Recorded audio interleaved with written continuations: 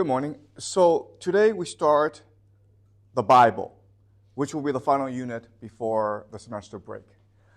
Hopefully this will be the most interesting section we do. It's certainly the most important because the Bible is the most important book ever. And it is driving a lot, it has driven a lot of history, it's driving a lot of history today. So if you want to fully understand the conflict in the Middle East, what's happening between Israel and Iran, what's happening in Palestine, you cannot do so without a full understanding of the Bible. At the same time, the Bible is, because it's so important, the ideas around it are very controversial. There are billions of people around the world who believe the Bible is the Word of God. It's Holy Scripture. Every word in the Bible comes to us from the divine, the divinity himself. And obviously, that's not what I believe.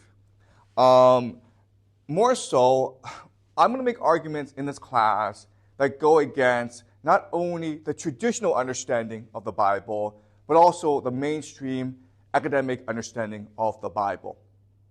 So, to be fair to you, I want you to be very skeptical of what I say. Okay? Come to class with doubting my authority, doubting my understanding of the Bible. Okay? So feel free to challenge me, and I want you to challenge me because what I will say in this class will be extremely controversial. Okay? So, let me give you a brief introduction to the Bible, and then I'll explain some of the history behind the Bible, okay? And this overview is going to be very broad, very general, but it will help structure our understanding of the Bible for the next few classes, okay? All right, so the Bible. The Bible is Greek for books, and it really means library. So the first thing you need to understand is the Bible, it's a collection of different works by many different authors. So there's no worldview or consistency or continuity in the Bible. You can find whatever you want in the Bible because it's a library. It's a huge collection of ideas. There's about 2,000 pages. Okay? So there's very few people who actually read the Bible in its entirety. There are people who might read certain sections of the Bible, okay, but most people will receive their understanding of the Bible from authorities like priests or rabbis, okay?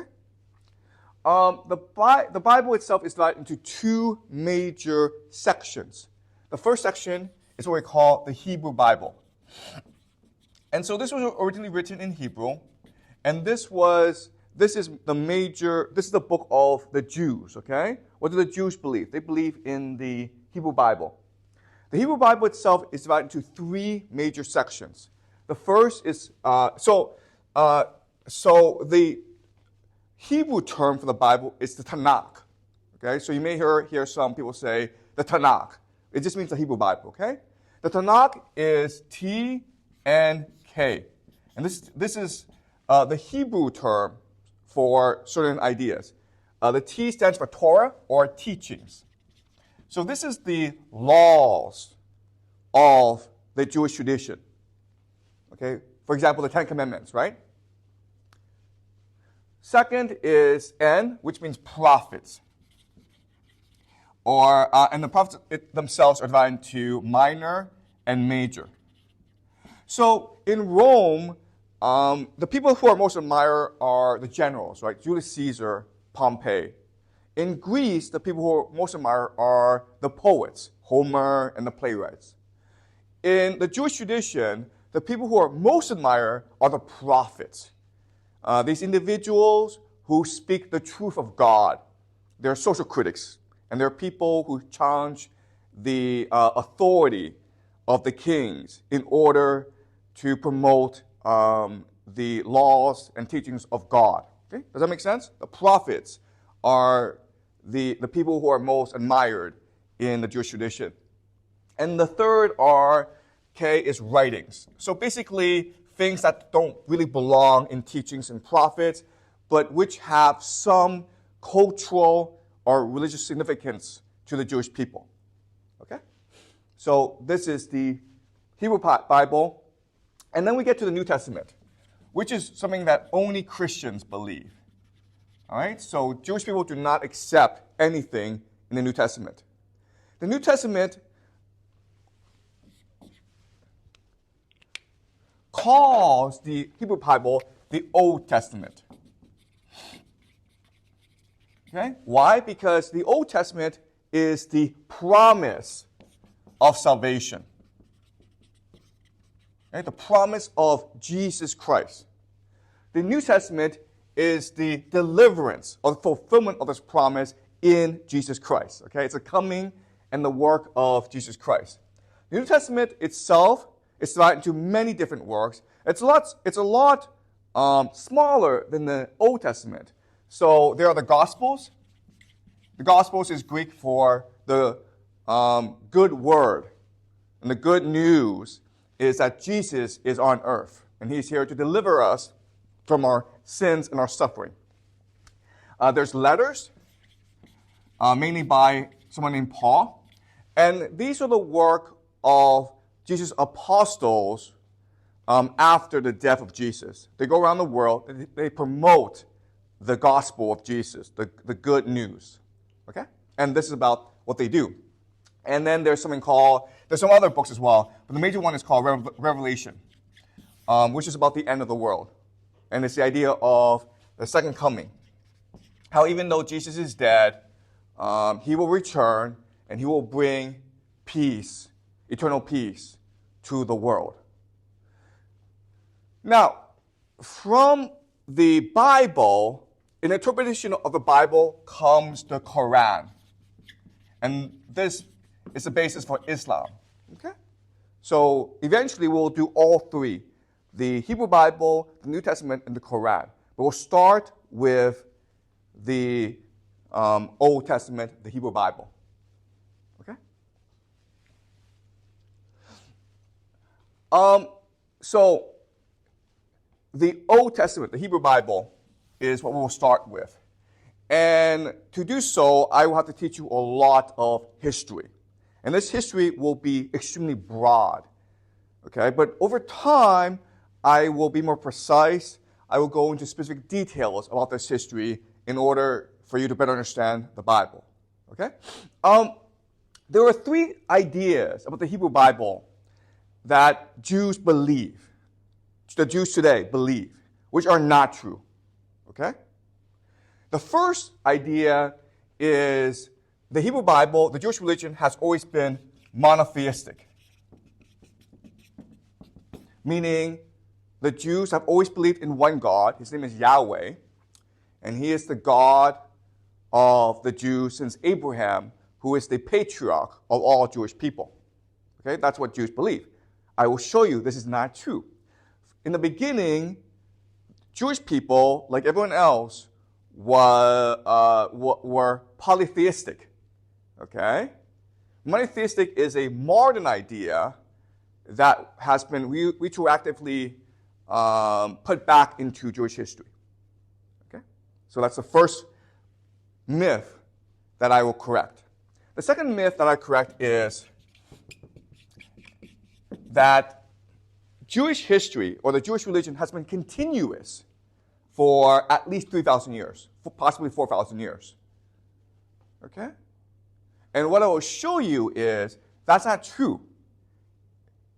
So there have been many major changes to the religion, and these changes are so drastic that you can argue these are very different people, okay?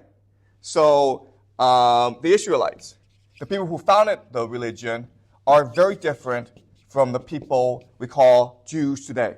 And I will show you why in the next few classes, okay?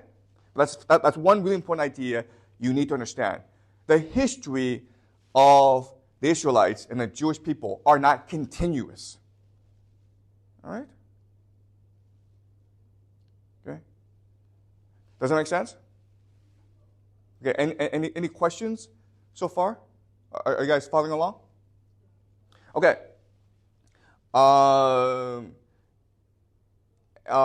So and the last idea is the Bible, or the Hebrew Bible, it's a historical record.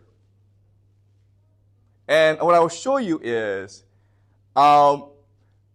we've been trying for at least 300 years, 200 years to prove that the Bible is a historical record. Okay? There are archaeologists who've spent fortunes their entire lifetimes looking for things like Noah's Ark, looking for people like Moses. Can't find them, okay? And this tells us pretty conclusively that the Bible is not a historical record. It is a work of our imagination. Okay? It is a literary work. Now, it's a very powerful literary work, and that's what explains its relevance and its power today. Okay? I'll explain why it's powerful, but I want you to remember it's not a historical work. It is a literary work. It's a work of our collective imagination. All right? Okay. Now, I'm going to talk a little about the broad history of the Israelite people. Okay? So, in the Bible, what it tells you is maybe about 2000 BCE, there's a man named Abraham. And he's from the city of Uruk, okay? In Mesopotamia. Or is it Ur? Okay, it's one of the two, sorry. And then God, Yahweh, thought Abraham was the best man in the world. So God, Yahweh, made a covenant with Abraham and said, you are the most righteous and dignified man I've ever seen in the world, and I will make you a father of a new nation called Israel. Okay? And these people will become eventually the Israelites. And the greatest king of the Israelites is named David. And then God says to David, David, you are the greatest man I've ever seen. I love you as you love me. Therefore, I will make your house, the house of David, eternal. Okay? You, the house of David, will reign over Israel for all of eternity. I will make Israel into the mightiest of nations. Okay? So that is what it says in the Bible. The historical record is a lot more complicated. All right? So let's start in the year 1200 BCE. And this is towards the end of the Bronze Age, right? We're about to enter the Bronze Age collapse, which lasts about for 100 years. At this time, let's look at the world. Israel is in a place called the Levant.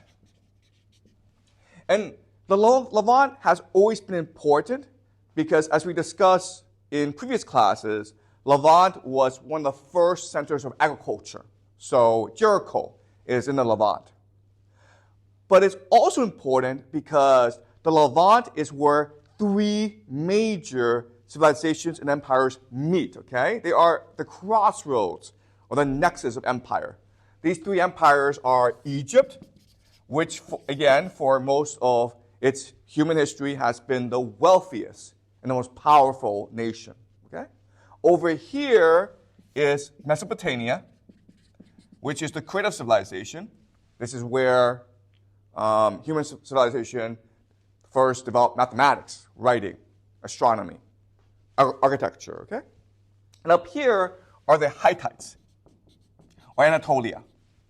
And Anatolia, again, is extremely wealthy. So the Levant is sort of sandwiched between three extremely aggressive, wealthy, and powerful nations that are extremely advanced and sophisticated. So the Levant has always been a colony of either Egypt or Anatolia. Okay? It's not been very independent for very long, and it can't be because it's at the edge of empire. But because of its position, okay, the Levant is what we call a melting pot. or a meeting place. So every culture, every language, every religion that was imaginable at this time met in the Levant. Okay?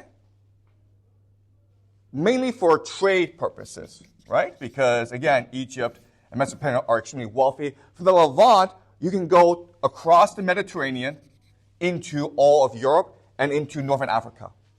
Okay? So the Levant was really the center of the world for most of its history. And so it was a meeting place mainly for traders. Right? At this time, Levant was divided into different sections. A province called Canaan was a province of Egypt.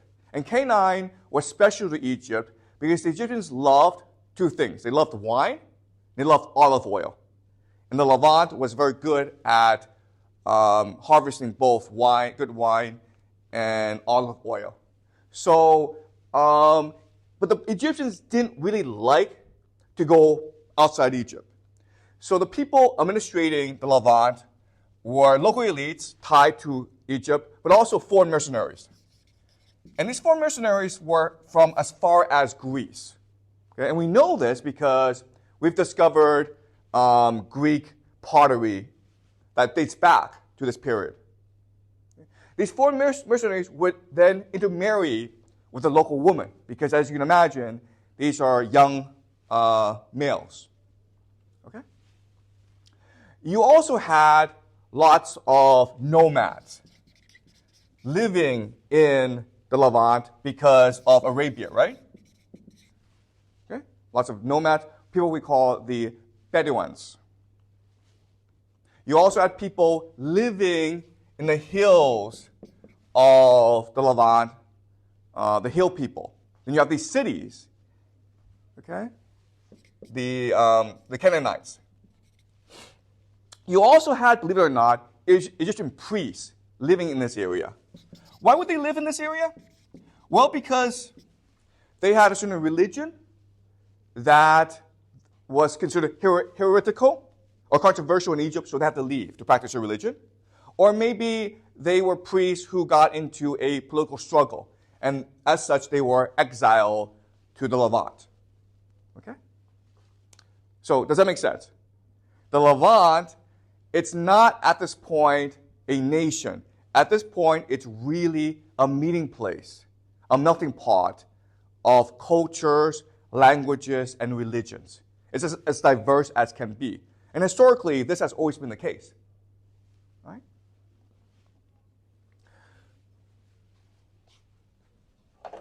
Then what happened, of course, is the Bronze Age collapse.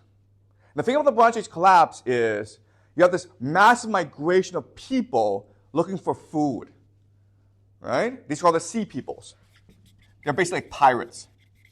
And there are these massive waves of sea people attacking the Hittites, attacking the Levant, and attacking Egypt. And again, these are like refugees. Okay? This is a forced migration, and they're trying to feed their families. They basically overrun the Hittites. They destroy the cities of the Levant. And they almost destroy Egypt, but Egypt, because it's so wealthy, it's able to hold off the sea people. Eventually what happens is the sea peoples and Egypt come to an agreement and say, listen, stop attacking us and we'll give you land in the Levant. You can settle down there. You can grow your own food. You can feed your families. Okay? And this place is what we call Philistia. And these people are called the Philistines.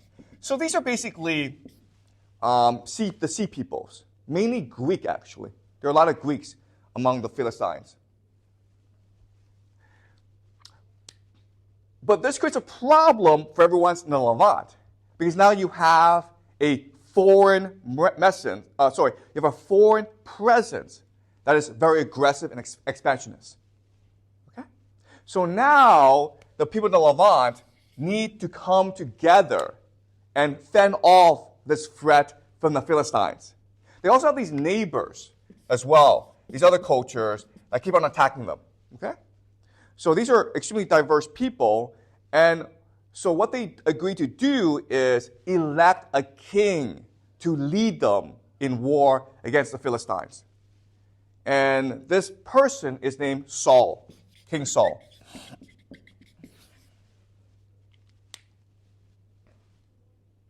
All right? And King Saul is a very good king. He's a very good military leader. He's helping the people in the Levant fend off the Philistines and aggressive neighbors. Okay, so this is a military alliance. King Saul employs a lot of mercenaries. And one of these mercenaries is named David.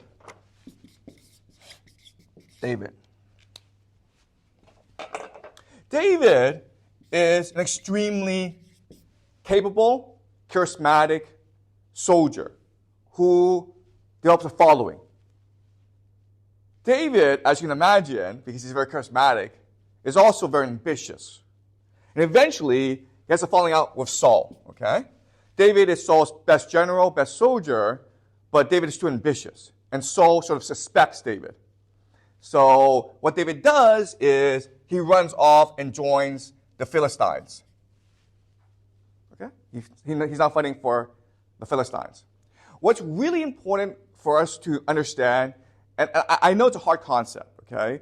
But borders and alliances and allegiances are extremely fluid at this time.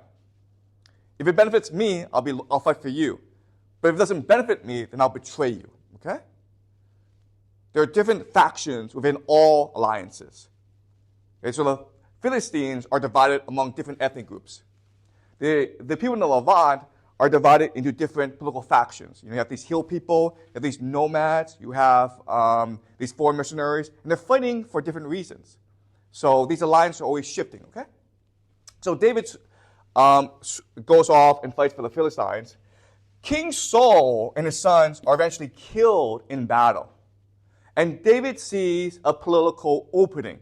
So he returns back into Levant, and he starts to politically maneuver to be the new king. Okay? And his power base is in a place called Hebron, or in south the Levant. But the House of Saul is still around. And so there's a civil war now going on. And eventually David triumphs. And then David's able to unite these people, and he creates a new nation called Israel. All right?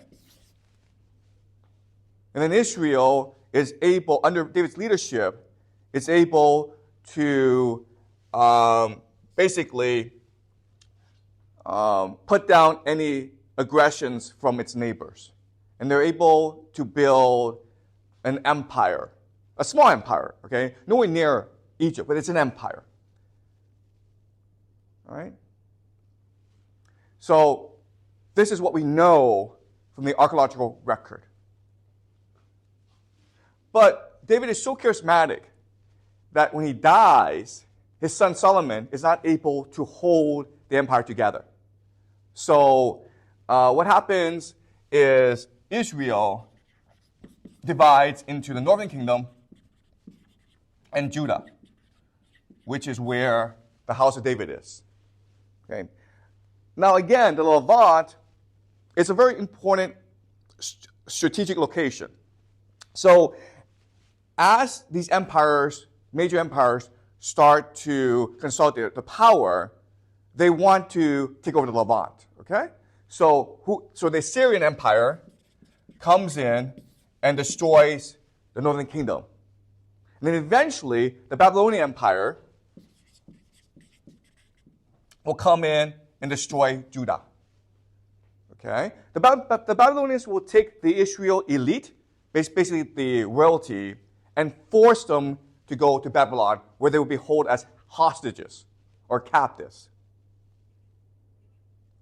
Eventually, what will happen next is the Persian Empire will come and defeat Babylon. And what they do next is very interesting. They decide they will release these Israelite elite, have them return to Jerusalem and Israel and have them govern the Levant based on, and have them govern the Levant. Okay, does that make sense? And it is only at this point that we get the term Jews. Okay, this is a Persian idea, the Jews. Before they're called the Israelites. And this is about 500 BC, okay? 500 BC. And now we have a radical departure from the tradition, okay? And so I'll explain three major differences. And then I'll go into detail about these differences in future classes, okay? The first major difference is Israel, under Israelites, it's a polytheistic religion. They have one God, Yahweh, but they also have a pantheon of gods, which is true for every other religion, right? There's a pantheon of gods. Yahweh's at the top, but they also celebrate other gods like Baal and Asherah, okay? We know because they're written down in the Bible. So we know at this point, Israel is still a polytheistic religion. But after the Persian Empire returns them to Jerusalem, they became a monotheistic religion, or the beginnings of a monotheistic religion. Why? Because when the Jews are released from captivity by the Persians, their religion merges with that of the Persian religion called Zoroastrianism. And Zoroastrianism is a dualistic religion, okay? Meaning there's good and evil. So that's the first major difference. At the beginning, the Bible was very much a polytheistic religion, and then after the Israelites became the Jews, it became monotheistic, okay? Second big difference is this. Second big difference is, during this time, the people with the power in Israel were the kings, okay, the monarchy. But after 500 BCE, the Jews decided they didn't want any kings. And they couldn't have kings because their overlords are the Persians, right? So the center of power became the priesthood. Okay? The priests.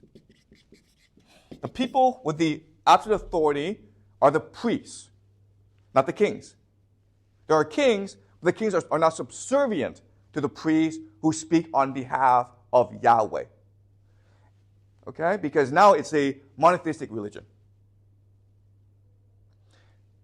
And then there's one other difference. The other difference is, remember, at this point they're polytheistic and they're kings, okay? Which means they are tolerant. They're welcoming of other religions, right? Because you're polytheistic. But also, as kings, you need to establish diplomatic alliances with other countries who have different religions, right?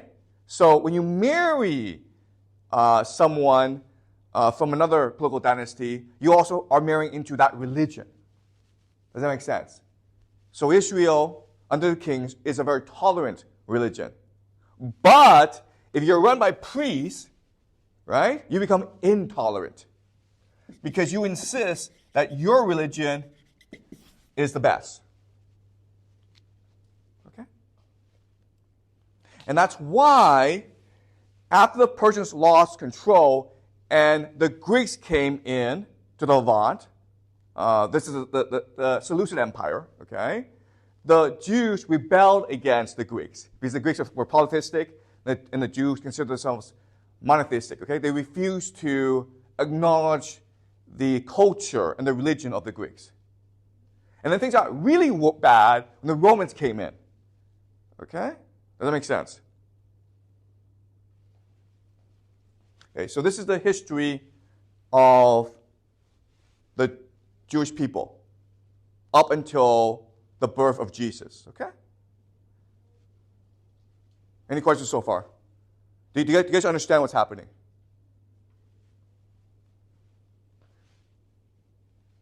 How did the Bronze Age collapse? Excuse me? Like, how did the Bronze Age collapse? Okay, so how did the Bronze Age collapse? Okay, we talked about this, okay? We don't know why it collapsed. The mainstream academic understanding is it was a perfect storm of several factors, including climate change, including civil unrest, including natural disasters like earthquakes, okay, including competition among empires. What's important to understand is when we talk about the Bronze Age collapse, we're really talking about basically this area. If you go east to Mesopotamia, where the Assyrian and the Babylonians are, they're fine. Okay? And it's the Bronze Age collapse that allow the Assyrians and the Babylonians to eventually become world powers. So the Bronze Age collapse was not a global phenomenon. It was a localized phenomenon to the Mediterranean. Okay? But why the Bronze Age collapse is important is because the Bronze Age collapse will give us Greek civilization, Homer and Plato, okay? It will also give us the Bible, right? Because if you look at this history, Israel would not have come into being without the Bronze Age collapse. Egypt or the Hittites would continue to control the Levant. All right? And it's important to understand the Greeks and the Bible are the basis, the two fundamental pillars of Western civilization. You understand? That's why Westerners are so fascinated by the Bronze Age collapse. Because in their minds, the Bronze Age collapse is part of God's divine plan or design to create classical Greece and the nation of Israel so that his vision for the world can be achieved through Jesus. Okay?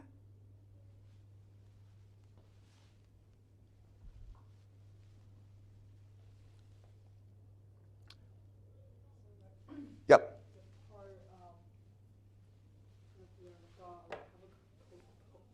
Yeah, that's fine. Yeah.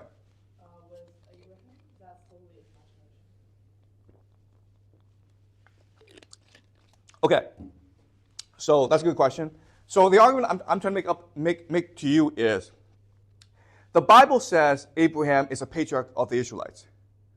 But the historical record, the archaeological record is we barely have evidence of David.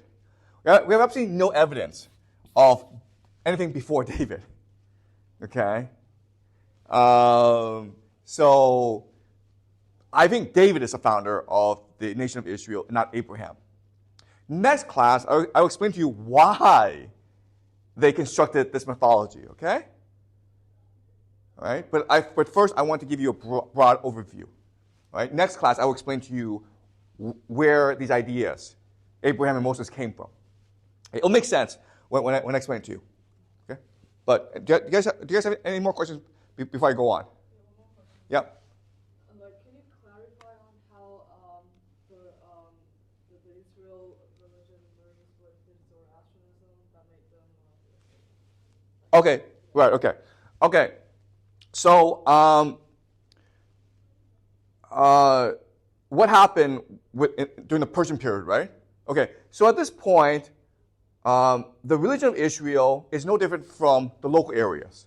It's a polytheistic religion with a pantheon of gods, okay? And maybe Yahweh's at the top, or maybe Yahweh's co-equal, okay? We don't know. And at this point, there are many divergent religions, okay? But what happens is Babylon conquers Jerusalem, and then the Jews are sent in exile. So now their religion is sent overseas. And the religion is detached from the culture and the people. Does that make sense? And what we know is when you do that, when you detach the religion and you put it into a place that has no interactions with the local people and the culture, it becomes much more fanatical. It becomes much more focused and fanatical. Okay, do you understand? Okay? Do you understand? Because if it's in Israel and there are different cultures, the religion has to be tolerant and police different factions among the people. Okay? Does that make sense? But once this religion goes off to Babylon, it's now divorced from the people, from local reality. So the elite can design in a way that they think is most appropriate. And we call that fanatical. Does that make sense? So an example of this, okay, it's a bad analogy, but maybe this will help you. Right now, you're not sure what it means to be Chinese. Okay? You're Chinese, but Chinese in China, it's a very fluid, very diverse identity. When you go out to America, right, then you have much more concrete, much more clear understanding of what it means to be Chinese. Your Chinese identity becomes much more formed. Does that make sense? Okay? And the same thing with religion. Within Israel itself, the religion is constantly changing. It's very fluid. But when they're off to Babylon, they have to use religion to survive as a people, as an identity. And so it becomes much more formed, okay? Much more concrete. Does that make sense? And then what happens is, now that it's much more concrete, it now interacts with Zoroastrianism, which is the religion of the Persians. And at this point, the religion becomes basically what it is today. Okay? So I'm sorry, I don't think I've explained this clearly to you, but I want to wait until we get to this period, okay? Right now I'm just giving you a broad overview. Okay? Any more questions before I begin? Before I continue? All right. Now I want to talk about the Bible, okay? Because the Bible is the mythology. It's a collective memory of the Israelites, okay? And so I'm going to discuss why the Bible was first created in this class. And what I'll explain to you is the Bible was first created in order to explain and justify and create legitimacy for David. Okay? This is what we call an apology. And this is a very common practice. The idea is this. Most kings, every king, obtains power through really nefarious means. Okay? They either kill a lot of people to obtain power, or maybe the younger brother kills the older brother to usurp the throne. Okay? Usually, kingship requires ruthlessness. But the problem is, when you're ruthless, you have a legitimacy problem, right? So the way that most kings resolve this issue is by sponsoring writings or an apology to explain why he or she is king. And the answer usually is, because God willed it so. Because I had no choice in the matter. I'm not ambitious. I was not at all ambitious. But the circumstances forced my hand. To save my people, to do God's work, I had to kill my brother. I had to kill my enemies. Even though I myself am not a violent person. Okay? That's usually how the apology goes. Okay? So remember, back at this point, the very idea of writing, it is new. It's a new technology, but it's also a very expensive technology, meaning you need to buy the materials, okay, which are rare, but you also need the people to be able to write, okay, and they're also very expensive. And you basically needed to be able to support a team of scribes to create any work of fiction. So writing back then is like movie making today. Okay, it's a very expensive endeavor that was usually sponsored by the king in order to justify or explain why he is king, in order to create legitimacy. Okay? Does that make sense? So the Bible was created first as an apology for David and explains why the house of David is now in charge of Israel. But as we discussed, okay, eventually the house of David, Israel, divides into two nations. Now the house of David, the Bible, goes with Judah, okay, to Judah. But the northern kingdom now needs its own mythology, its own Bible, right? And so a second Bible was created.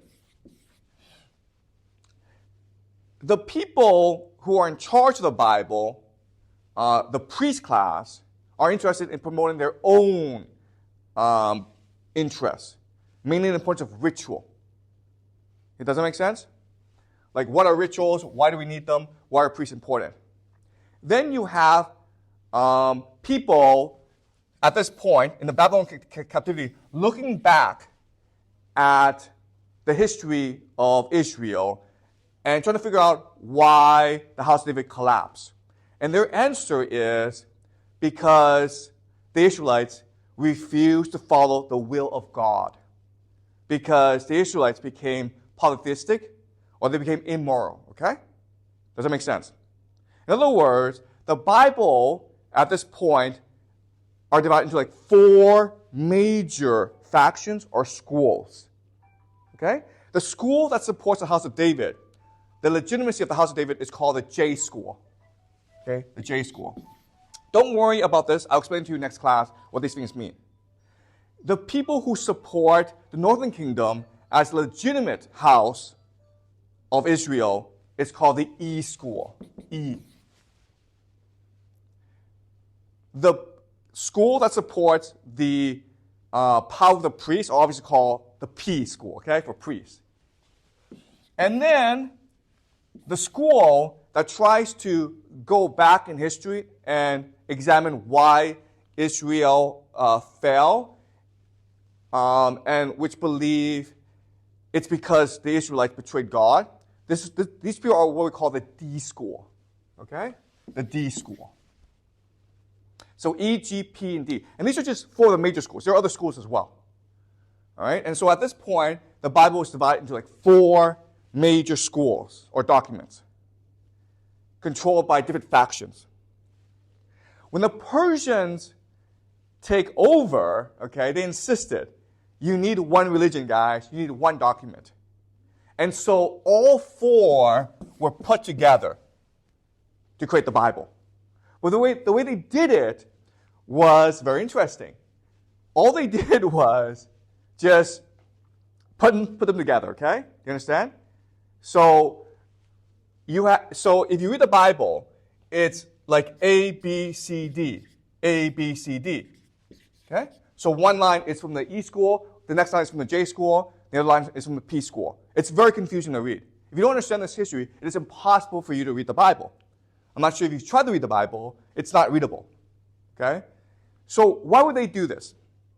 Why would they just put all 4 texts together without major editing or revisions? Why? Do you guys know?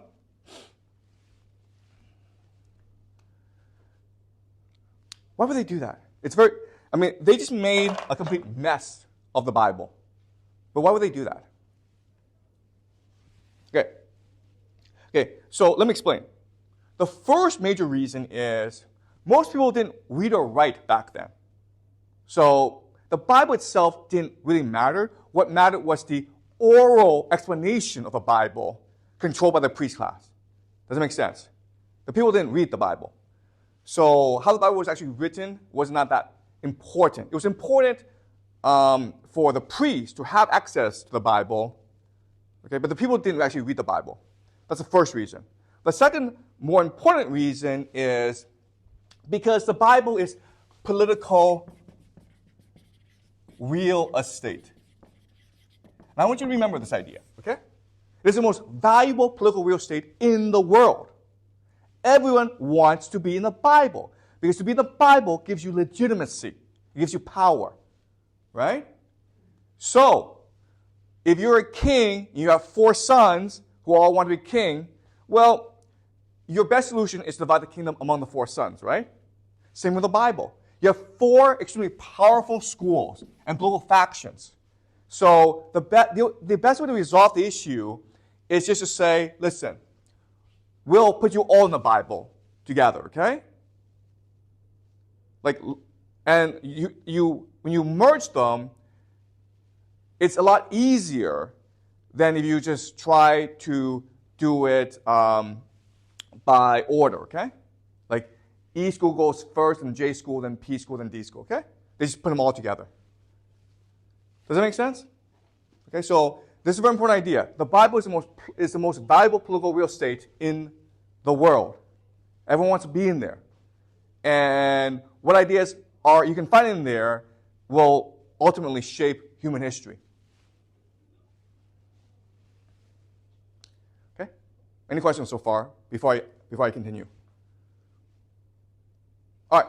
So the last thing I want to talk about today is the apology of David, which is the beginning of the Bible.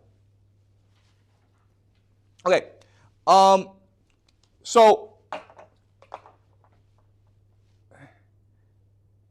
when kings come to power, they have three major problems, right? The first major problem is legitimacy. What gives you the right to be king? Okay. Second problem is the idea of identity. And this is a huge problem for the Israelites because the Israelites, it's a multicultural entity. You have people speaking different languages, different cultures. They practice different cultures, they practice different religions. So now you need to create an identity that everyone accepts. Okay? The third thing is differentiation. You need not only for these people to get along, but you need to get them to divorce their former culture. Does that make sense? Because you have Egyptian priests in there. And you have to tell these Egyptian priests, you're now Israelites and you're not Egyptian anymore. And the example that we use for this is Augustus Caesar and the writing of the Ennead. Okay? Remember, the Ennead, it's a book about a character named Ennius. And it provides political legitimacy to Augustus Caesar because Augustus Caesar is a direct descendant of Ennius, who is the founder of Rome. Also, what the Ennead said is Augustus Caesar is the end point of Roman history. Everything before Augustus Caesar led to him. Augustus Caesar is like the Jesus of Rome. Okay, he is the salvation, he is the redemption of Rome. Okay, that's what the Ennead does. Okay, second thing about the Ennead is it creates a new Roman identity that focuses on piety, loyalty over liberty. Remember the problem for Augustus Caesar was Romans didn't like kings. Well, now he's a king.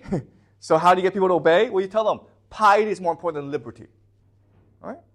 The third idea is the Ennead, remember, it's anti-Greek. The problem for Rome at that time was Greek culture was vastly superior to Roman culture. And so a lot of Romans were adopting Greek cultural practice like Mark Antony. And so the Ennead said, Greek culture is like the Trojan horse. If you let into your city, Greek culture will corrupt you and destroy you. Okay? So, guess what, guys?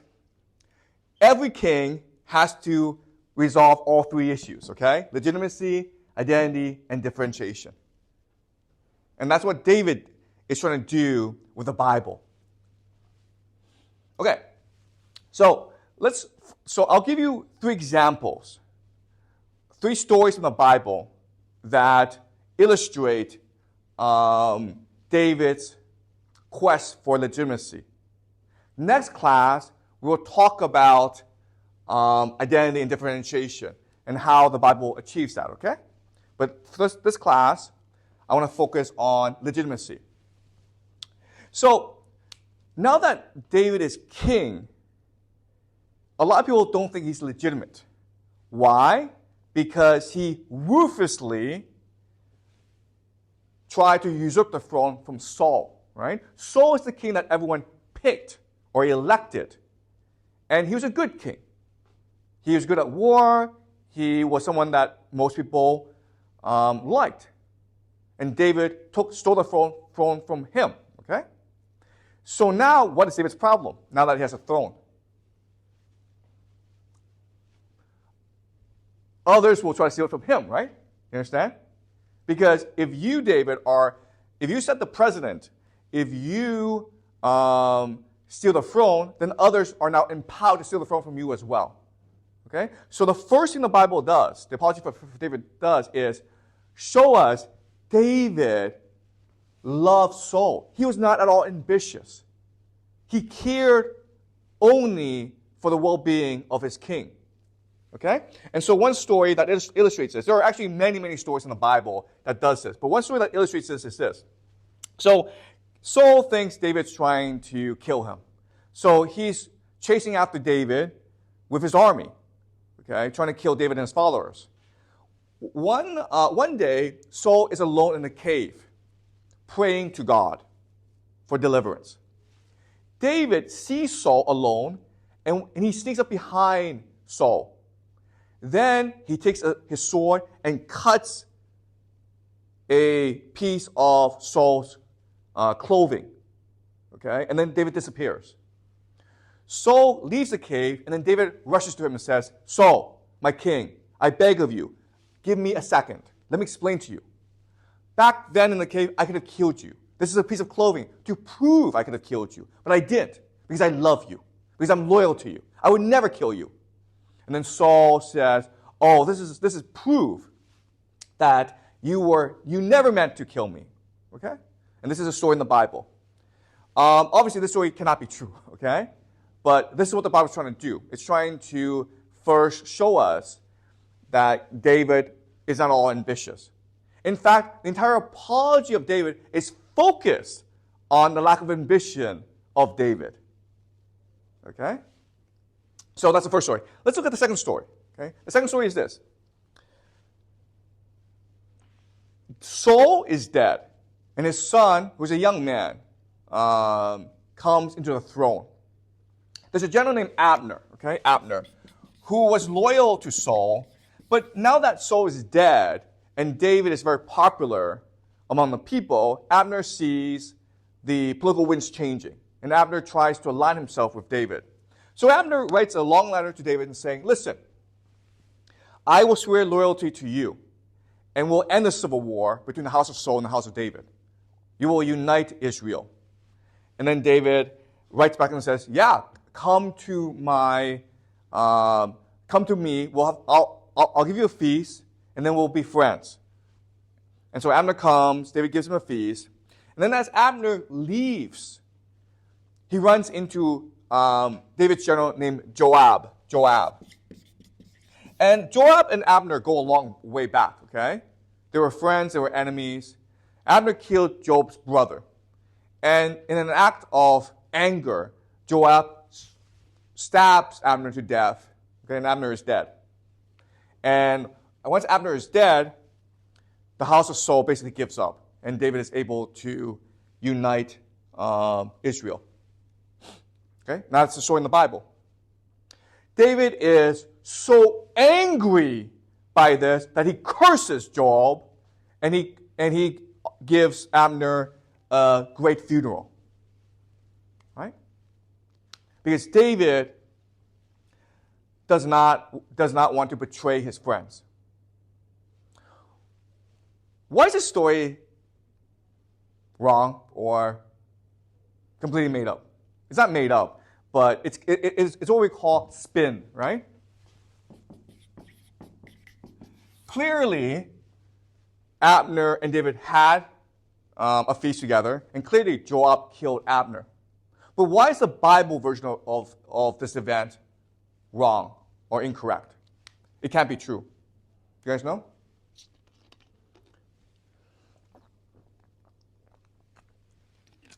Okay, this is hard, okay? But the reason is this. If you're David and you're king, which person in the world are you most afraid of? If you're the king, there's a person in this world you're most afraid of, or you're most suspicious of. Who is that person? Abner. Okay, yeah, he is suspicious of Abner. But in general, you should be suspicious of Joab, right? Because Joab has access to your army. Abner is your enemy, but Joab has access to your army. So if Joab wants to betray you, he could. Okay? So in other words, because David is most suspicious of Joab, if Joab were ever to act independently, then David would need to kill him. Does that make sense? And in this circumstance, Joab acted independently. David told Joab Abner was an honored guest. And Joab didn't care. He was angry about the death of his brother, and he kills Abner. This cannot possibly be true. You understand? Joab had to kill Abner because he was ordered to by David. Right? Now why would David want Abner to be killed? Because in his mind he thinks, oh, if Abner can betray the house of Saul, he can also betray the house of David. He is an ambitious man. And why would he think like that? Why would David come to this conclusion? Because he himself is like that. Do you understand? He himself betrayed Saul. So he's very, very careful or cautious about people who betray their leaders. Right? Abner betrayed the house of Saul, and it was very likely that he would betray David at some point as well. And so David had to have him killed. Right? But he could not say this publicly. Because if you were to say this publicly, then it would show he, in fact, knew this because he betrayed Saul. Does that make sense? The logic of this? Okay? But you can see how wonderful the spin is. It's almost impossible to see the truth from this, right? If you're a person, you know, okay, David, and you know that Joab killed Abner, and you were told the story, you would believe the story. It's just because Abner was angry that he killed, it was just because Joab was angry, he killed Abner. Okay, you believe that, right? But you think about it, it can't be true, okay? Now, I'm going to give you one more story. And this story is actually even harder to figure out because of the spin. Okay? Now that David is king of Israel, Israel has many enemies. So his armies are always at war. Okay? One day, David is on the rooftop of his house. So, and Israel's not a very rich place, okay? So these are not palaces, they're just houses, okay? And so David is strolling on his rooftop, and across from him is a woman named Bathsheba. Bathsheba. And she's bathing naked. And David is overcome with lust. He's like, I must have this woman, okay? And he's king. He orders his servant to go get her. She comes, they have sex, okay? The problem is, we have sex, but she gets pregnant, okay? The problem now is, Bathsheba's married to a man named Uriah, the Hittite. And Uriah the Hittite is one of David's best soldiers, and he's fighting for David and Israel somewhere else. So David's like, oh, this is a problem because once Uriah comes home and he finds Bathsheba has a new child, he's going to know it's not his. So either he's going to kill her or he's going to figure out it's David to come kill him. Okay? So David, being very clever, has a solution to this. He invites Uriah back home. Okay? So Uriah comes home from the war, and Uriah thinks, oh, the king has called for me. Therefore, it's an emergency. Okay? So he rushes back, and David meets Uriah at his house, and David says, listen, Uriah, you've been doing such a great job. You're such a great soldier. You're so loyal. I want to give you a vacation. Go home and be with your wife. And Uriah's like, my king, my comrades are dying. They're starving out in the battlefield. I cannot abandon them. How can I find pleasure in my wife when my friends are suffering? I refuse to go home. I will not go home until the battle is won. And David tries his best, but he can't convince Uriah to go home. So then David tells Uriah, you're such a great soldier, you're so loyal, I'm so happy and proud that you fight for me. And he gives Uriah a letter to his general, Joab, okay? And the letter instructs Joab to kill Uriah. Joab will send Uriah with his soldiers out in the battlefield. And then at the last minute, Joab will recall his soldiers, leaving Joab by himself. At this point, the enemies will swarm Uriah and kill Uriah. Okay? And that's what happens. And once Uriah is dead, David marries Bathsheba. And they're about to have a child together. At this point, David is visited by a prophet named Nathan. And Nathan says to David, I want to ask you a question. And David says, sure, go ahead. Nathan says, let's imagine there are two shepherds. There's a rich shepherd with 100 sheep, and there's a poor shepherd with 2 sheep. There's a traveler, a foreign guest, who comes into town, and the rich shepherd wants to honor him with a feast. The rich shepherd steals the poor man's shepherd to feed the traveler. Who's in the wrong? And David says, of course the rich shepherd is in the wrong. He's indignant. He's angry. How could a man be so unrighteous as to steal another man's sheep? And then Nathan says, you, David, are the rich shepherd. You have violated God's law. You are in the wrong. And as punishment, God will take away your son or your child with Bathsheba. And that's what happens. And David goes into mourning, okay? He is distraught, he's depressed. And he writes a lot of poetry. Okay, so this is a very powerful story. And this is a story that has captured the imagination of everyone for 1,000 years. But it's complete spin. This is not what happened, okay? How do we know? Okay, first thing is this. Nathan says to David, you have stolen a man's you have stolen a man's wife. Therefore, you're in the wrong. What's the problem with this logic? What is David's crime? Real crime.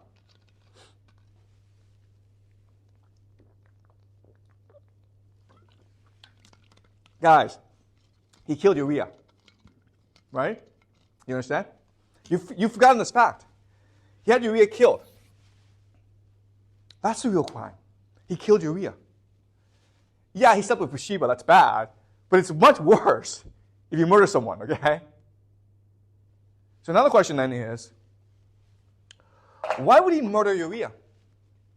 Why not just talk to him honestly and says, Uriah, I'm sorry, I love your wife. I had sex with her. I'm sorry. Why did David have to get Uriah killed? Why was Uriah killed?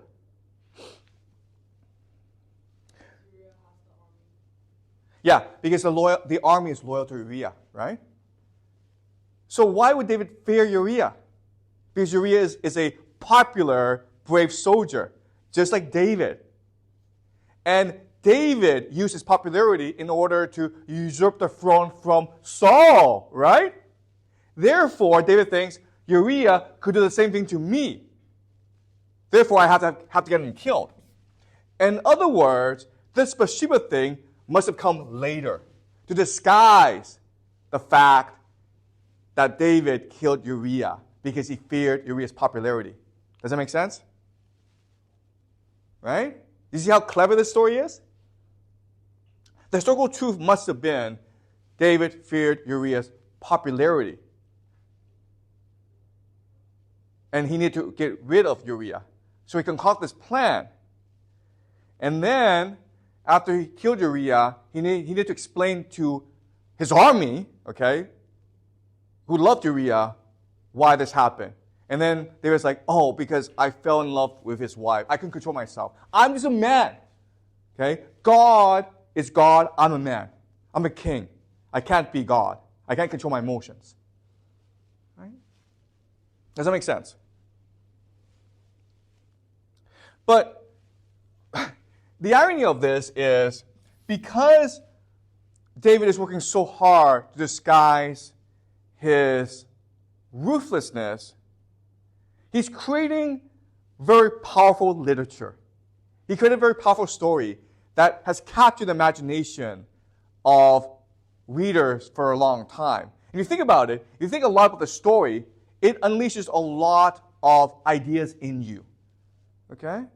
You have to ask yourself, what is man? What is God? Are we capable of controlling our emotions? So in other words, this story is extremely well constructed that inspires you to imagine your own personal and emotional and moral life. We call this literature, right? So, guys, it's no coincidence that today the Jewish people are the most creative people in the world. When you go to America for university, most of your professors are Jewish. Most of the best thinkers in the world are Jewish. These past 200 years, there have been 3 revolutionary thinkers. Karl Marx, Albert Einstein, and Sigmund Freud. They're all Jewish. Who have been raised in the Jewish tradition of asking deep questions about what it means to be human. Okay. Does that make sense? Okay, any questions about this?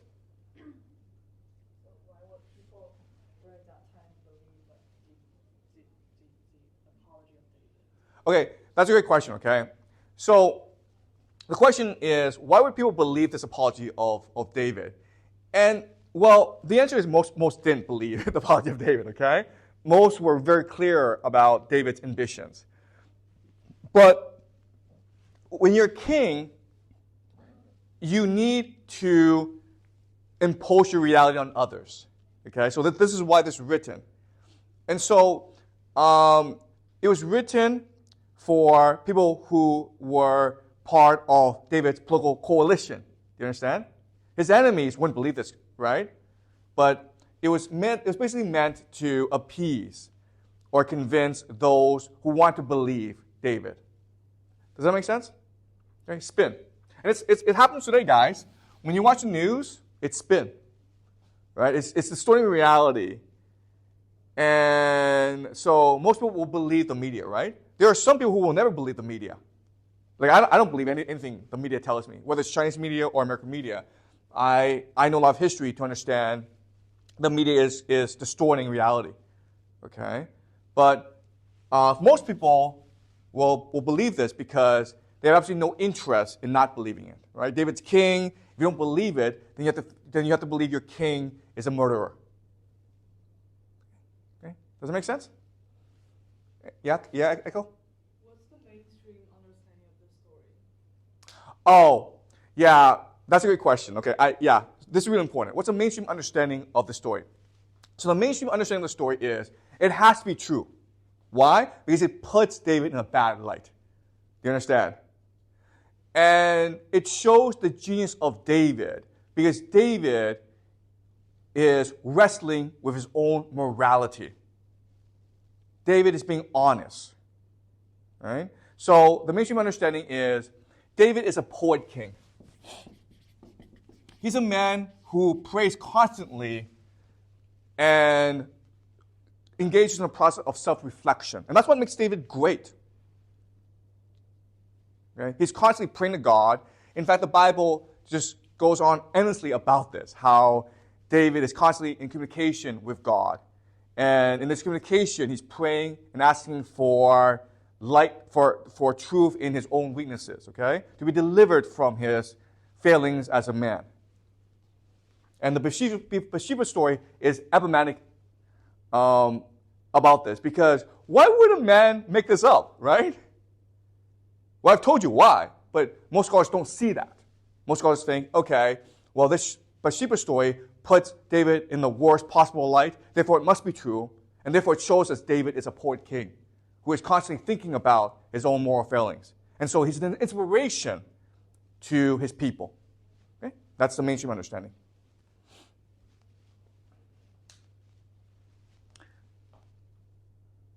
Okay. Any other questions? Yep. That's right. So how would they know? Oh, okay. So the question is, if people at that time were mainly illiterate, why was this written down? Or how would they know the story? Okay. So the idea is this. First of all, this was written for the elite, for the people around David, to know what story to tell people. Does that make sense? Okay. This was for internal consumption, and this was to basically preserve David's historical legacy. So maybe 20 years from now, when everyone's dead, when people who knew Uriah and Bathsheba were dead, well, what is truth now? The truth is what's been written down, okay? That's why they're saying history is written by the writers. Right? History is not written by the winners. History is written by the writers. Right? Okay. Does that make sense? Okay. Any more questions?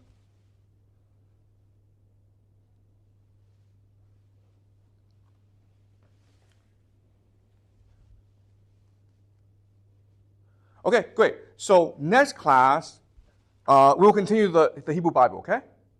Because it starts off as an apology for David, but it evolves into a much larger mythology, right? So that's next class.